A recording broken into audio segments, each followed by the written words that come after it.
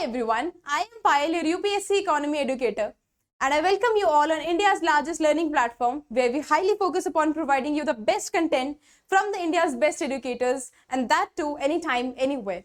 And if you are someone who is preparing for 2025 examination, UPSC CSE examination, then this is the video which is really going to be very informative for you and is going to be very helpful for you, because in this video we are going to analyze the trend of the UPSC CSE of the Indian economy section that UPSC has been following from many of the years. तो Indian economy के section से right from 2015 till now ऐसे कौन कौन से sections हैं economy के जहां से ज्यादा क्वेश्चंस पूछे जाते हैं और ऐसे कौन से इकोनॉमी के सेक्शंस हैं जिसमें से ज्यादा क्वेश्चंस नहीं पूछे जाते.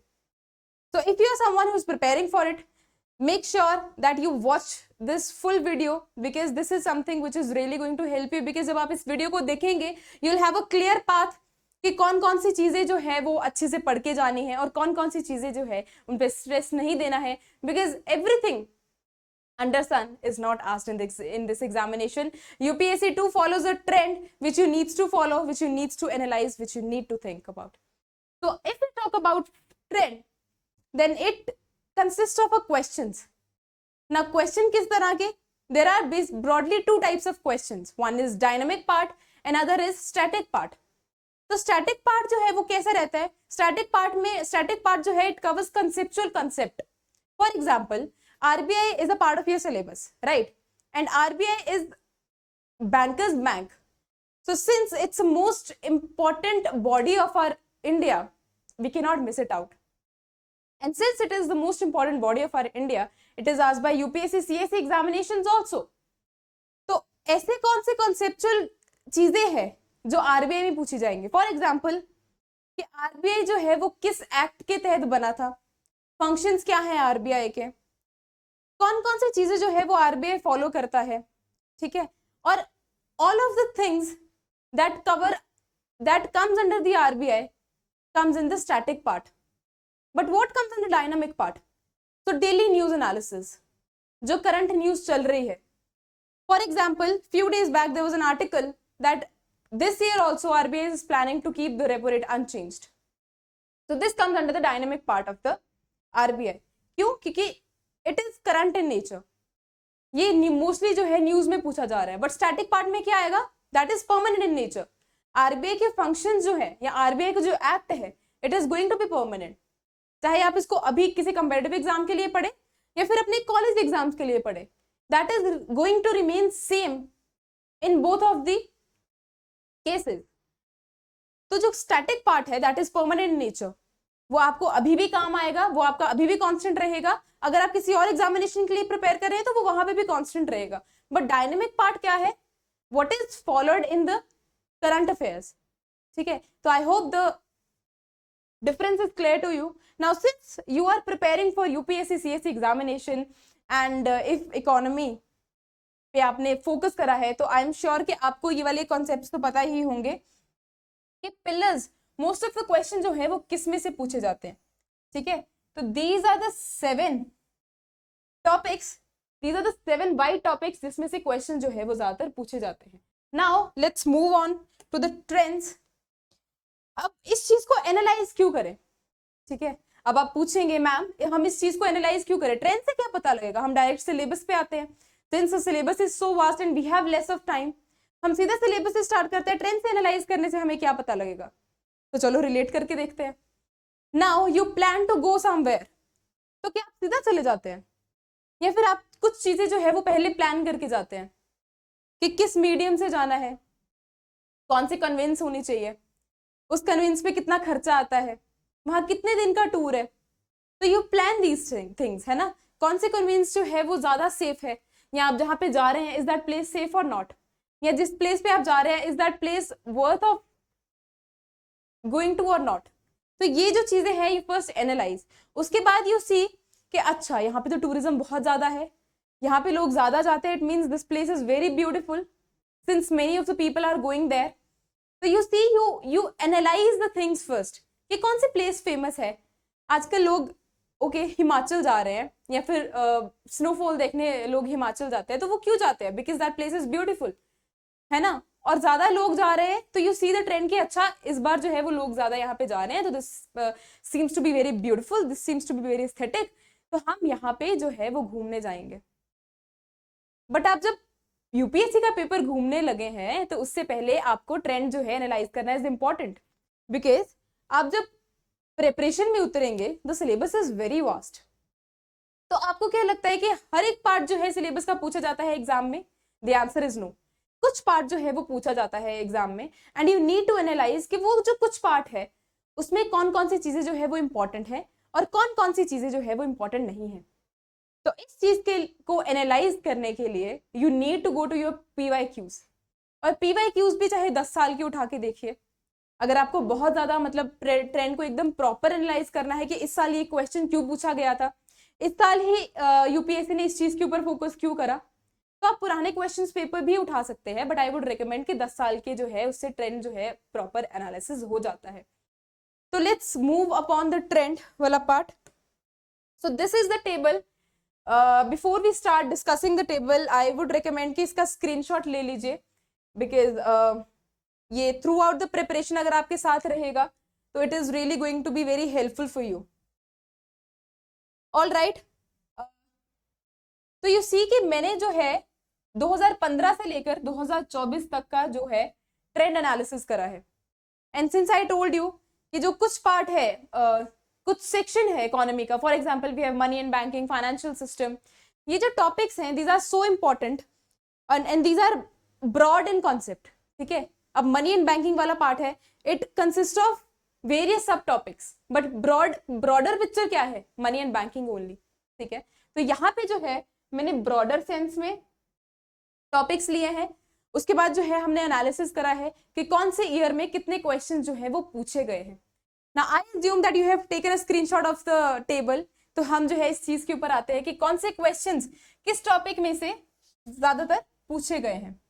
तो वी सी कि 2015 में there were 4 questions, and if you see the trend, तो जो ट्रेंड है वो कांस्टेंट है। और ये वाला सेक्शन कौन सा है? We have money and banking. तो मनी एंड बैंकिंग में वी कैन एनालाइज कि जो मनी एंड बैंकिंग वाला पार्ट है इसको हम छोड़ के नहीं जा सकते, क्योंकि ज्यादातर जो है क्वेश्चंस पूछे जा रहे हैं मनी एंड बैंकिंग में। और ऐसा नहीं है कि एक ईयर जो है वो कम क्वेश्चन पूछे गए हैं, दूसरे ईयर ज्यादा क्वेश्चन पूछे गए हैं, नहीं। The trend has been constant right from 2015 till now, the trend has been constant and this is something you can not miss it out. और इसमें जो है वो स्टैटिक पार्ट जो है वो ज्यादा पूछा जाता है।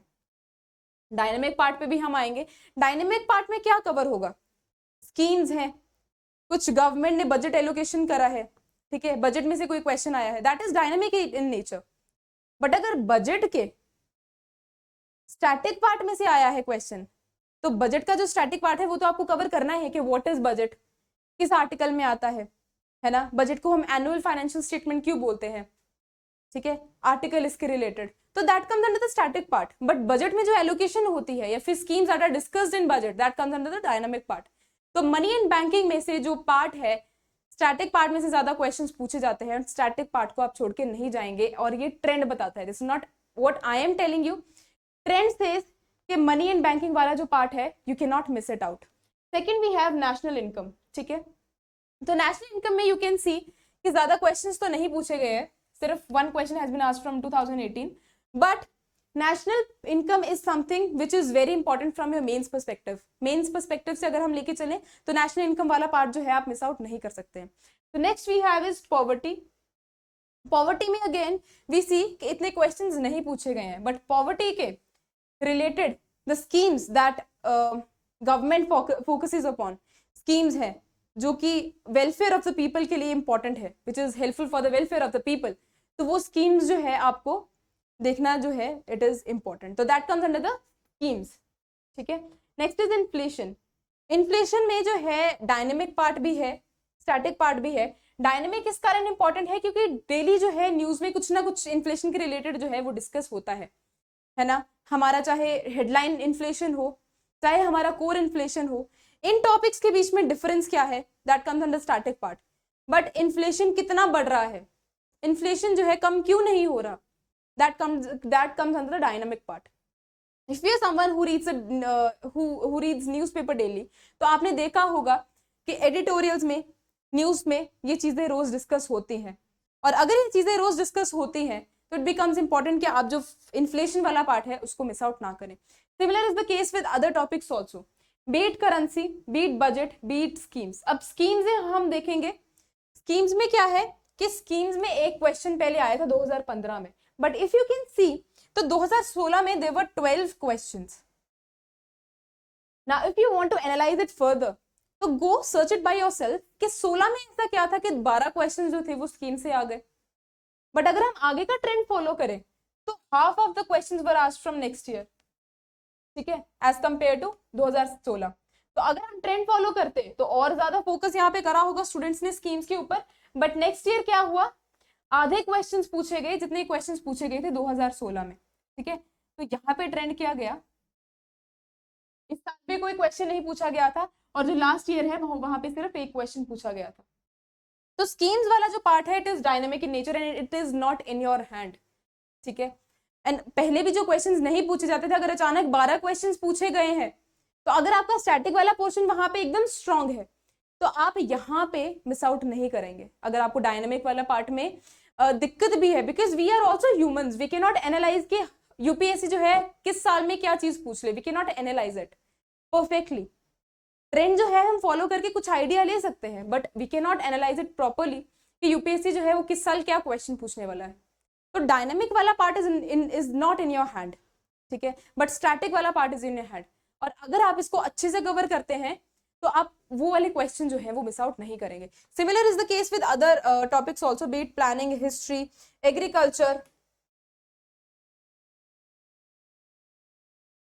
एग्रीकल्चर, फाइनेंस, इंटरनेशनल ऑर्गेनाइजेशंस, ठीक है. तो जो मेन चीज है ना यहाँ पे देखने वाली, ट्रेंड में जो मेन चीज है देखने वाली, that is banking and finance. Other topics are also important, but यहाँ पे अगर आप एक चीज एनालाइज कर पाएंगे तो वी कैन सी कि बैंकिंग से जो है वो ट्रेंड जो है वो एकदम कांस्टेंट है. हर साल जो है वो एक एवरेज, मतलब if I take an average तो 6 क्वेश्चंस के चांसेस है कि हर साल पूछे जाएंगे, ठीक है. इस साल भी 7 questions were asked from banking and money and banking. और जो फाइनेंस वाला पार्ट है उसमें से 6 questions were asked. And since our economy, people of our economy are highly focusing upon the stock market, money market, people are getting aware of these terms. तो UPSC जो भी है वो भी इस चीज पे ज्यादा फोकस कर रहा है कि if you are someone who is going to become an IAS officer तो आपका एक माइंड बॉगलिंग भी होता है कि आपको इन टर्म्स का नॉलेज है भी है या नहीं, कोर इकोनॉमी में क्या चल रहा है, you should have knowledge of these terms, ठीक है. तो इकोनॉमी में कैसे कैसे चेंजेस आ रहे हैं आपको भी उस हिसाब से अपनी इकोनॉमी में जो है चेंज लाना पड़ेगा, अपने सब्जेक्ट में जो है वो चेंज लाना पड़ेगा. And you have to move with the pace of the economy, with the general economy, what is going in an economy, right. तो since people are becoming aware and government जो है कुछ ना कुछ जो है वो चलता रहता है हमारी इकोनॉमी के रिलेटेड, जैसे हमारे फाइनेंशियल मार्केट्स है उसके रिलेटेड कुछ ना कुछ चलता रहता है. तो जो यूपीएससी भी है is highly focusing upon this section, ठीक है. तो हमने देखा कि schemes, money and banking and finance वाला part is so important that you cannot miss it out. और जो miscellaneous terms है, miscellaneous terms में क्या आएंगे, for example your NCERT. NCERT is something कि वो तो छोड़ के ही नहीं जाना है, because most of the aspirants are those कि जिनको इकोनॉमी का कुछ आइडिया भी नहीं है. आइडिया इन द सेंस कि जो टेक्निकल टर्म्स है ना. अब मनी की, इफ बैंकिंग की अगर मैं बात करूं तो या फिर फाइनेंशियल इंस्ट्रूमेंट्स की हम बात करें, मनी मार्केट है, कमर्शियल पेपर है, ये टेक्निकल टर्म्स है, इसका एकदम आपको नॉलेज होना इज इम्पोर्टेंट. और अगर हम बैंकिंग की बात करें, अगर मैं इंस्ट्रूमेंट्स की बात करूं तो सीआरआर है, एसएलआर है, बैंक रेट है, रेपो रेट है, रिवर्स रेपो रेट है. तो ये जो टर्म्स है इनका नॉलेज आपको कैसे आएगा, आप डायरेक्ट एक हाई कॉन्सेप्ट पे नहीं जा सकते हैं, है ना. या फिर अगर आप न्यूज़पेपर भी रीड करने बैठेंगे तो आपको कंप्लीट नॉलेज नहीं मिलेगा. क्यों? क्योंकि आपका जो बेसिक्स है आपको उसकी क्लैरिटी नहीं है. एंड इस साल भी 2 से 3 questions were asked from NCERT only. तो उस चीज की क्लैरिटी के लिए it is very important that you read NCERTs first. चाहे अगर आपको 9th से 12th नहीं पढ़ना है तो रीड 12th से 11th, ठीक है, 11th एंड 12th की रीड एनसीईआरटीज, जिसमें आपका ये मैक्रो इकोनॉमी आता है, माइक्रो इकोनॉमी आता है. तो क्वेश्चन जो है वो डीप इकोनॉमी से भी क्वेश्चन पूछे जाते हैं. जैसे 2022 में there was a question that was asked from theory of demand. तो थ्योरी ऑफ डिमांड जो है it's a part of micro economy. तो जब आपने एनसीईआरटी रीड करा होगा तो यू विल हैव आइडिया कि ओके मैंने ये चीज रीड करी है और इसमें से ये क्वेश्चन पूछा गया है। तो NCERT is something you can not miss it out. Dynamic section के लिए make sure that you read newspaper daily, एक मैगजीन फॉलो करिए, EPW is also good, magazine को फॉलो करो, ठीक है। बाकी न्यूज़पेपर्स हैं आप उनको भी फॉलो कर सकते हैं, यू फॉलो अस बिकॉज आप न्यूज़पेपर तो आप यू फॉलो एवरी डे। बाकी कोई भी दिक्कत है we are here for you, हम हर एक चीज को डिस्कस करते हैं डेली। तो हम बाकी जो ट्रेंड्स हैं उनको भी या फिर जो डेली न्यूज एनालिसिस है हम उसको भी डिस्कस करेंगे। अब just to make things more simplified for you I have taken a graph, I have taken a pie chart for you, जिसमें थिंग्स आर सेम जो हमने पुरानी स्लाइड में करा है सिर्फ वही है, बस this is something to make the things easier for you. If you want you can take a screenshot of it because यहाँ पे चीजें जो है आपको और अच्छे से समझ आएंगी since it's colourful and it's in a simpler version also. So I assume that you have taken screenshot of it. So this is the trend which every aspirant should focus upon before you jump into your preparation, because trend से आपको पता लगता है कि कौन सा section जो है वो important है और कौन सा सेक्शन जो है वो important नहीं है। एंड अगर हम आपके लिए इतनी मेहनत कर रहे हैं, अगर हम ट्रेंड को एनालाइज कर रहे हैं आपके लिए, हम आपको ग्राफ के हेल्प से चीज़ों को और इंटरेस्टिंग वे में आपको प्रेजेंट कर रहे हैं, तो ये आपकी रिस्पॉन्सिबिलिटी भी बनती है कि आप भी चीज़ों को और सीरियसली लें, चीज़ों को और अच्छे से देखें और क्वेश्चंस को आप सॉल्व करें। क्वेश्चंस देखो कि कौन कौन से सेक्शन में से कौन कौन से क्वेश्चंस पूछे जा रहे हैं और किस तरह के क्वेश्चंस पूछे जा रहे हैं। आई टोल्ड यू कि फाइनेंशियल सिस्टम से क्वेश्चन ज़्यादा पूछे जा रहे हैं, बट ऐसा नहीं है कि बहुत ही कोर इकोनॉमी आ रही है। जब आप खुद चीज़ों को पढ़ने बैठेंगे, जब आप खुद चीज़ों को एनालाइज करेंगे, तो यू विल सी के financial system is a topic which is easy to handle अगर आपको स्टैटिक पार्ट का नॉलेज है, राइट। स्टॉक मार्केट जो है वो बहुत बड़ा है, बट ऐसा नहीं है कि यूपीएससी उसमें से बहुत ही कोर क्वेश्चंस पूछती है, ऐसा नहीं है। इफ यूल सी अगर आपने स्टैटिक पोर्शन कुछ ना कुछ उसको कंप्लीट करा है तो यूल सी कि that is answerable and that is easy to handle. तो इसी तरीके से ट्रेंड को एनालाइज करना है। This is just about economy. बाकी सब्जेक्ट्स को भी ऐसे लेके चलो, this is just an example. तो बाकी subjects be it history, be it polity, be it any subject, जब आप बाकी चीज़ों को भी बाकी सब्जेक्ट्स को भी एनालाइज करेंगे तो आपको एक स्मूथ वे मिलेगा अपनी प्रिपरेशन करने में, आपको एक स्मूथ वे मिलेगा अपनी प्रिपरेशन को आगे लेके जाने में, and you will not feel stuck in between your preparation. So that is it. I close my topic here, and I think it will be very helpful for you throughout your preparation, and the screenshots that you've taken, I think it is really going to help you. That is going to give you a smooth way in your preparation, in your journey. And before we close the topic, make sure you hit the subscribe button. You subscribe to the channel because आने वाली videos जो है वो बहुत interesting रहने वाली है, और हम स्टैटिक, डायनेमिक और PYQs जो है तीनों को साथ में लेके आपको एक होलिस्टिक वे में प्रिपरेशन करवाएंगे, जिससे आपकी कोई भी चीज जो है वो मिस आउट नहीं हुई है। आज की वीडियो में हमने सिर्फ ट्रेंड को एनालाइज करा।